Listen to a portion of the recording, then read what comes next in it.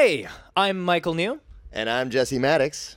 We're joined here today by Itiporn Van Lakarnchua, or Van for short. Van is the former head of Radio Thailand, a dope-ass musician.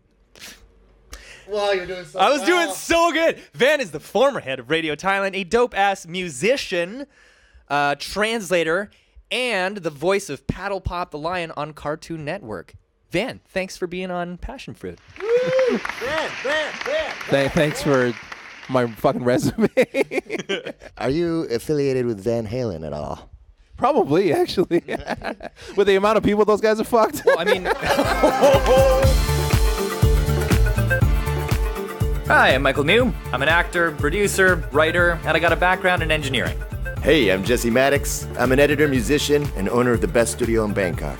This is a show about people who are passionate about the fruits of their labor. Welcome to Passion Fruit. You keep a very concise resume of... So, Van, first question of every show, what's your passion? Well, considering all the things you just listed now, I feel like I can't really say one thing. Anything left? Yeah. Well, I'm here for music. I'm here because out of all the things that I've done, a lot of it's just to pay the bills. But music is it's the one thing that doesn't pay the bills, for one. So I definitely do that as a passion. But I've played music since I was a kid. I played in a bunch of bands. I should diversify, sure. When I'm at home, I listen to a bunch of stuff, sure. But the only thing that really, gets me going and really, if we're talking about passion, it's just rock. Give me two of your bigger influences growing up musically. Well, number one, Nirvana for sure. That's a standard answer, but yeah. And then I grew up and I got into emo and hardcore, at the drive-in, Glassjaw a lot, Thursday a lot of those bands. And later I got super into more mathy stuff, Japanese bands like Toe and Light. I liked Envy a lot. So in the Thai scene today, yeah. What would you say we should look out for? What bands should we be looking out for? So many. Right off the bat, there's the Ginks, who I love, and I'm always promoting them. I love the Ginks. Yeah, they just came out with a new track, which is great. I like Haragwem's A Boy. They're on Panda. Everybody on Panda's great. Summer Dress is really good. Show us the shirt. Yeah, the Panda shirt. Shout out Panda Records. Yeah. The thing that's unique about the Thai scene, both good and bad, is that it's so kind of in its infancy that, okay, you do end up with a lot of bands who, they're not there yet. But at the same time, sometimes you see something really pure, something that because, I've seen a ton of American bands, I lived in the States. I've been to Japan a whole bunch of times. I've been down to Malaysia and Singapore and everything. And they have really established scenes. And that's the thing. I'm not knocking them at all. But because of that, your lower tier bands, you'll never even see them play.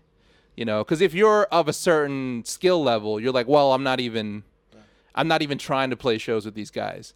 But in Thailand, you can have a mix. You can go to one show and you can have a band that's amazing, they're pros, and you can have guys who obviously they're out of high school. It's pretty amazing that, like you mentioned, the Ginks. I played a show. My band played a show with the Ginks, and it's an honor because they're we were just coming up, just first few shows, and you see the music videos, you listen to the Ginks, you're like, these guys should be on TV. Yeah. Everyone always says are. that. The weird paradox of doing music in Thailand is that it's both huge and tiny all at the same time, all the time. For all the years I've been playing music here, the scene or music here never felt like it got any bigger, but it also never collapses in either. It's weird because if you go to Rock Pub, down the way, I don't go there a ton, but there's a ton of touring bands who are huge bands, and you imagine that they're going to be playing the stadiums, and they get here and you read the thing and they're like, oh, they're playing Rock Pub. But Rock Pub, you can host 200 people, 300 people max there. And it's really weird that I went to see a band at not at Rock Pub, at Play Yard on Lat Phrao. I think they were called Bottled in England or Bottled in something. I'm sorry if I forgot. But either way, they were these really cool kind of drum and bass duo, rock drum and bass thing. And then they played to maybe 20 people that night. And I was talking to them after the show. I was like, hey, sorry, promotion didn't really work out. But you guys played really good. And the people who were here really enjoyed it. They're like, oh, it's all good because last night we just played to 30,000 people in Europe. Wow. And so it's like, it sounds bad for them, but at the same time, if you love that band, you can actually watch a show smack dab In their face. Yeah, and with a lot of times with the bigger touring bands that regularly play to 20, 30,000 people, sometimes you get a different show. You know, they haven't played in front of 100 people for years. Sure. What is the name of your band? I was in a band called De Garuda. I was in Ire. Okay, I remember Diggaruda. Yeah. Way back in the day, I was in a band called From the Makers of Casablanca. Before that, I was in a band called Ghost Story. And now I'm currently playing with Low Fat, a hardcore punk band. Low Fat. Yeah. Hardcore punk. So, are you connected with the guys behind us? Connected? Do you know any? I mean, I'm sure I know. Are you aware of this? Yeah, of course. I've been here tons of times. Anyone watching this who watched the first episode will remember that there was intermittent.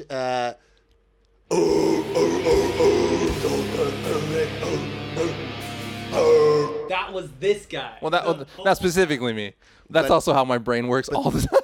but that was kind of in your realm.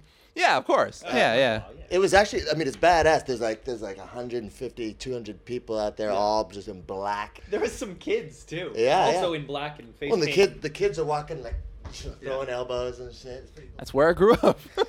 So, I mean, speaking of all these bands that you've been in, and you've been on tour with a lot of these bands before, what's the craziest story that's happened to you while you've been on tour? Oh, man. I don't even know if I can say this, but I was one of the bands, long story short, not naming names, we were almost killed. It wasn't like an accident. Like somebody actively was trying to murder us because we had booked the wrong show. Basically what happened was we show up at this venue that we really didn't intend to book. There was a lot of miscommunication. We didn't intend to book it, but we felt bad that we booked it, so we showed up at the place, but the venue, it wasn't going to work, you know? And this is something that a better band probably would have handled better. But we show up and like their equipment it's busted, and it's a tiny little place. And the thing is, it's not even the fact that they're not equipped for us, but we're also like, maybe you don't even understand what we're going to do. Like there's just like an old dude sitting like with his girlfriend drinking a beer. We're like, you know, we're going to open up and everyone's going to leave and the owner's going to be pissed. You know, the cops are going to show up and there's going to be no point to doing this. So we show up for 5 minutes and we're like, you know what? There was a misunderstanding. We're going to leave now. We're waiting for the cab on the side of the road. This obvious gangbanger shows up. He walks out and he's like, hey, I thought you guys said you were going to play some music. And we're like, oh, yeah. You know, it's all good, man. Misunderstanding. And he's like, listen, we don't like it when they make promises to the owner of this bar. You know, the owner of this bar, he's influential is the word that this guy was using in Thai. Wow. And he's like, you don't want to disrespect him like that. And we're all like, we know what that means. Yeah. So we walk back into the shop. We're setting up and this guy's just staring daggers at us. And he's like covered in tattoos, like up the side, you know, pressure. No pressure. And he's just standing there like, and then we start to play. And it's not working, you know. It's not like some amazing thing. We play the show. We play the first song. Everyone's kind of like, it's a novelty, and then we're like, okay, cool. So we played a song. We're gonna go now. He's like, no, play more. You'll play till I say you're done. Yeah, that's literally what happened. I mean, to the credit of everyone involved, we actually ended up having a pretty good time, and they like bought us a bunch of beers and everything. But like, I had never played under threat of murder before. Did that old dude and his girlfriend stick around for the show? Yeah, they did. They actually bought a CD. So, you know. Maybe they wouldn't have murdered you. Maybe you could have left and they would have just cried. And yeah. They're like, oh, we're really waiting for that. I don't know. Them. But that was one of the crazier ones. Just because I've never had somebody go like, no, you're going to play or else. You could sense the emergency. In that moment. Being that you've been playing in the environment of metal and punk and grime, if you will, would you say that correlates to the behavior of the No, not at all. I mean, it's super cliche, but like all the nicest people I've ever met have been like, you know, fucking like with the they got like the spikiest hair. They're covered. Those are the nicest people I've ever met. All the guys that they just hang out and smoke and drink, and it was the nicest people I've ever met. I mean, I started playing music when I was 16. You know, and we would go to shows at bars where we weren't even allowed in, but everyone was always super nice. It was always super safe. it's when you get like the outsiders that it starts to get a bit, like people who don't know. If you think about all the serial killers in all the movies. Yeah. He's sitting in his room and he's listening to classical music. He's listening to Bach. He's not listening to fucking all the Hannibals out there. You know? You heard it here. It's the people who listen to classical music you got to watch out for. There's a method to the madness, and then you get a bunch of people who don't know what's going on, and that's what happens, Yeah. So I was mosh pitting in high school, and that was I'd be the thinnest guy in there versus Conan the Barbarian, and there's no fear. Yeah. I mean, you can see in their eyes that they're not out to kill. I mean, they might be throwing elbows and doing fucking Hadoukens at you, but eventually, even if they do hurt you, they'll pick you up and brush you off. I mean, if anything, I hate all the.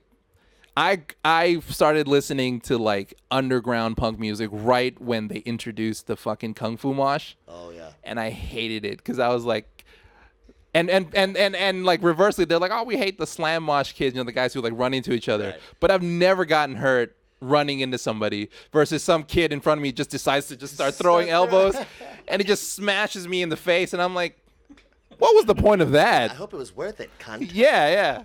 And I was standing alone too, so I was like, what's the point?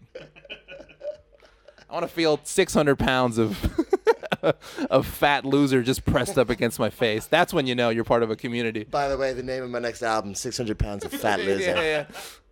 So in the music scene today, in order to get really big, I feel like there's been a real push towards having a big social media following rather than just, getting big on word of mouth and just pure talent. How do you think the music scene's changed in that respect? I mean, I actually think the reverse in that, like, nowadays it's shifted back to just being talented, I mean, I've had this conversation a lot over the past, many, many years.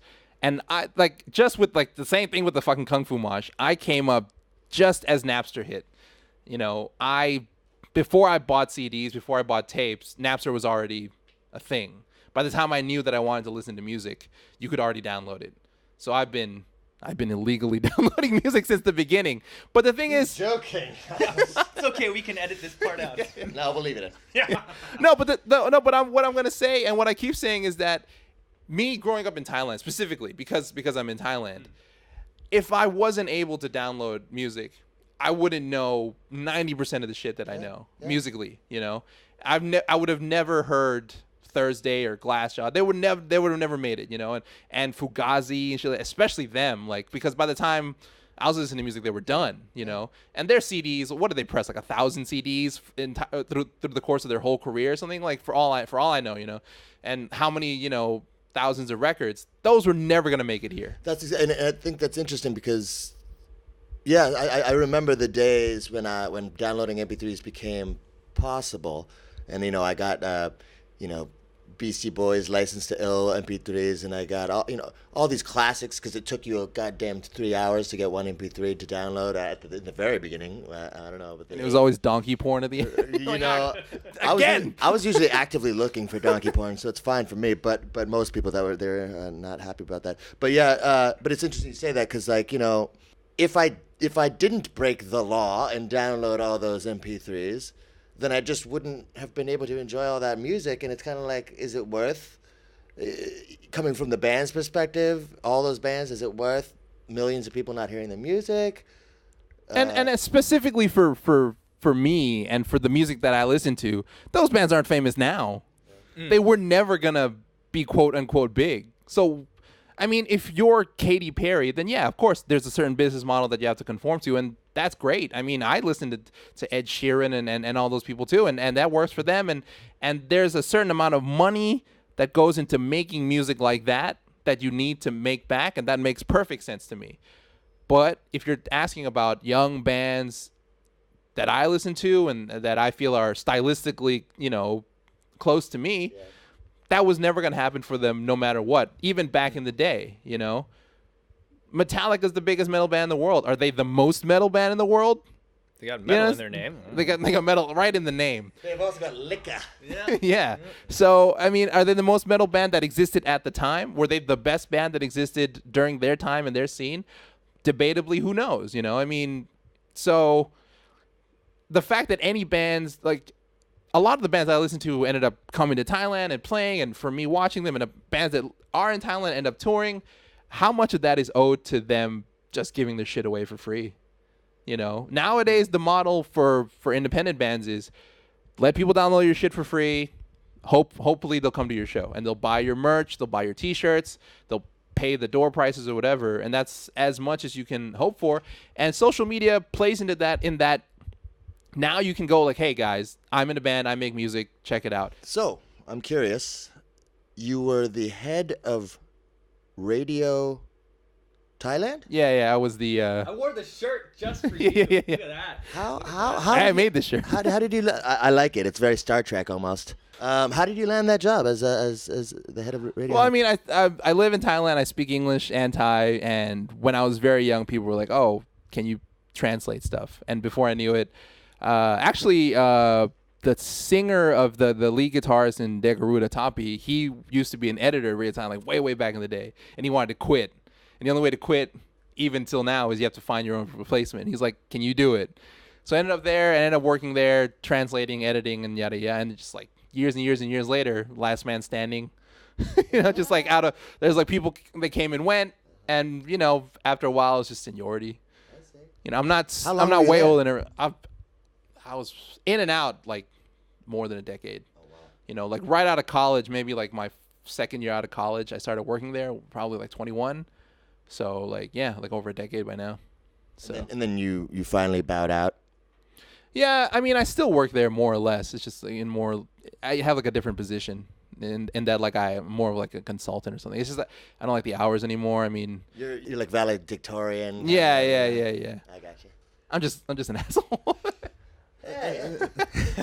I mean, doing all this radio work, a lot of people say radio's like a dying technology. Well, what do you say to that? Whether it's CDs, MP3s, or whatever, I don't think anything dies so much as just the context or the paradigm shifts. We at Radio Thailand, I can say this, knowing behind the scenes, we have a certain demographic that is ours. Maybe it's not the demographic that everybody wants, but we have a demographic that still pays the bills. They still attract ads and everything, and it still works. It's just not at the scale that it used to be. Fine, whatever. It's in, and this factors into to me being a musician as well. Like even as an independent musician, I still understand that at the end of the day, it is on the creators to find the audiences. It's not like, oh, all the audiences are gone. It's because the medium got fucked or whatever. Well, make better content. Make content that attracts the audience. And if you can't attract this audience, figure out what audience is still tuned in and start creating for them, And you don't have to if you don't want to, but you shouldn't complain if you're like, yeah, but my radio station only plays reggae from between 1945 and 1947, and only from this island, in the Caribbean, and then wonder why nobody's tuning in. We change our playlists, we change our content, we change things. Doesn't constantly. sound like everything Irie. Yeah. I just had this mental image of like their one fan dressed up like, in period reggae. Yeah, and then they changed their lineup. And he's like, no. Yeah. I don't like it. Tell us about Panda Records. Well, Panda Records, the band I was in from the makers of Casablanca, we were on Panda Records. This was like probably maybe 9 years ago at this point in time. But Panda Records is one of the first and longest standing independent record labels in Thailand. Okay. And they're run by a really cool guy, Pak. Maybe you met him, I don't know. Yeah, he's really cool in that he's in it. He's in it for himself, in terms of just he loves it and it's a compulsion. And those are the kinds of people that artistically I connect with, I don't want to sound wanky like artistically, but I'm saying like if a guy shows up and he's going to do it no matter what, there's a certain like no bullshit. Yeah, there's a certain level of for me where I'm like, cool. And a lot of like, the thing is a lot of the music Panda puts out, a lot of the music he does, I don't, I've explicitly told him like I don't dig it. Well, that's the next question I was going to ask is what does it cover multiple genres or is it stick to one? Yeah, Panda is really really diverse. They have like How Are Guns the Boys, like a shoegazer band, like they're really loud, really distorted, you know. But then Pac himself, he does this kind of like really trippy improv electronic music. You know, it's him and just like a drummer, and they'll run loops and they'll synth out and stuff like that. So it's really synthy. I think I might have even seen him play, maybe even at Brownstone a long time ago. Probably, I'm not sure. yeah. And then they have bands that are just like pop duos. You know, they have those as well, like just straight up pop music. How does Pac and whoever else makes the decisions find bands to? Well, again, the scene is small enough that you just play go a see show. them live Yeah, and you like just them? you go to a show, and then they're just there. You know, you can go to a show and you can have a hardcore band, and then you can have these two guys on acoustic guitars. You know, like that still happens, and so you know you go to a show and because Pac is he's obviously, he just loves music. He doesn't care about stylistics or whatever, you know. Oddly enough, his band is called Stylish Nonsense, but yeah, but he's the kind of guy who he goes like, well, that's good music, you know, regardless of whatever genre it is. He just goes, well, those guys are good or whatever, and then they approach them and they help them out. So I mentioned earlier you work for Cartoon Network as a voice actor. How'd you land that gig? Everything goes back to Radio Thailand. The Radio Thailand is just like this womb of, you know, it's just like this gestation of, because the thing is, you know, this is completely separate, but like when you live in Bangkok and you speak English and Thai, if you're like bilingual, there's only like 50 of us here, you know, and so at the end of the day, when they put out the calls for these things, a lot of times companies, even for like something like a cartoon voiceover, even if it's purely in English, they still want somebody who speaks Thai because you have to communicate with the team and everything, and the team is not 100%. You know, they're not all foreign, they're not all English-speaking people. It's a Thai team producing a thing in English. They want somebody, you know, who's bilingual or whatever, so the call goes out. And because obviously we're a community of sorts, you know, you end up just, oh, yeah, I know a guy, you know, yeah. So that's how I ended up. Like, somebody just walked in, they're like, oh, my friend is doing they put out a call for voice actors. I'm still not a voice actor, but I had done nothing at that point. And they're just like, can you go in and do the audition? I went in and it worked out, you know? And it's like, I'm not a voice actor now because even with the voice that I do there, I just show up and I'm me. And they're just like, well, but that's exactly the thing that we wanted. What is the name of the character that you play? Paddlepop, Paddlepop. the ice cream, the Lion King of all ice creams ever. I mean, so that's interesting because, I mean, I'm sure you remember we first met working on that Paddlepop cartoon, except I was just getting my start in the industry at that point. So, I mean, nowadays, most of the time, it's word of mouth. People recommend me for stuff. But at that time, they had put a post on Facebook, an open audition for voice actors. And then I was just one in maybe 200 people who went out, and I got lucky and they picked me. So that was but you actually do voices and shit. I literally talk like this. No, he does voices. I literally talk like this. I've heard you do lots of accents and silly cartoon I've done auditions voices. for other cartoons, and I've never gotten a single one of them. That's how I know. I'm like, Can you, even though it's just your voice, could you just give us 10 seconds of Paddlepop, please? Actually, I mean, I'm in the cartoon with him, and I play this anthropomorphic you're a shark, right? You're a shark. So we can do a scene. Okay, here we go. Paddlepop, I need to get to that magic crystal. You're never gonna do it.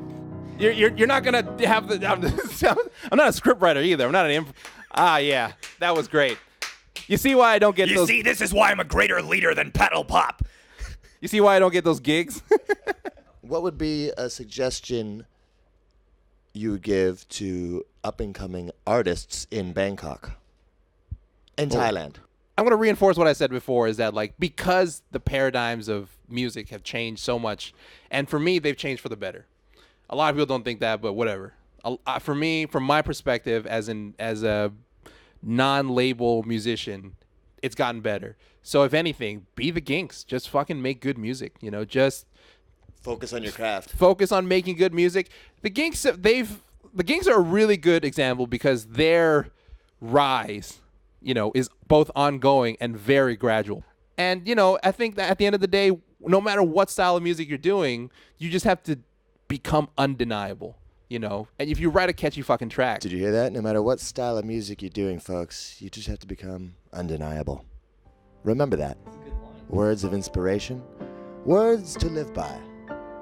words nonetheless. Goals for 2018 and onward. What do you got going on?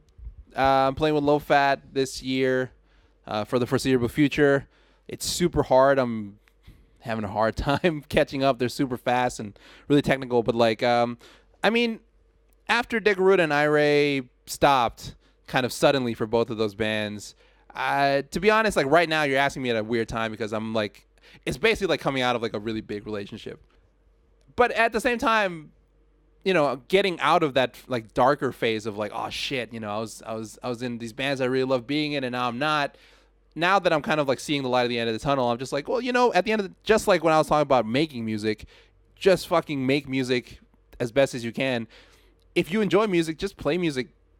You know, like I don't really have to have a plan. You know, you are right. It is, and it's directly like a relationship. It's like you break up with the hottest, coolest girl you thought you ever had. You feel like you're lost now, but it's just go back to your normal life, and you'll run into a new one. Same with a band, and same with any of these things. Just keep working on what you know, what you're doing, and yeah. So if you really like banging chicks, just go out there. Just go out there and just bang away. Just bang, yeah. Again, you heard it first. Another good line from our friend Van. If you like banging, just go out and bang. Bang. This is the kind of interview that the world's been like. This is the kind of interview that makes this called passion fruit. Yeah. Right. So if our tons of viewers out there, there are tons. There might be tons. We don't know. We haven't put this up yet. But if they want to come check you out live, where should they do that? I mean, like for me personally, because I'm, you know, part of the Thai independent music scene. Whenever people are like, oh, you know, how should we support you? Just go to shows. You know, you don't have to support me specifically.